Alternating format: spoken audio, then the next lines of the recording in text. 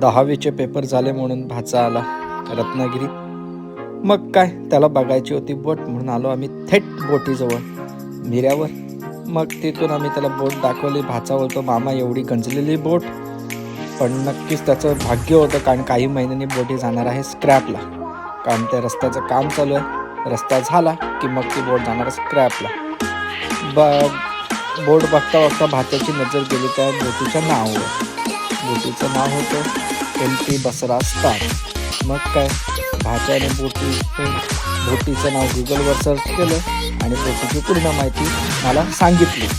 मग तिथून आम्ही थोडेफार फोटो काढले, व्हिडिओ काढला आणि मग आम्ही तिथून निघालो शिवसृष्टीकडे जायला।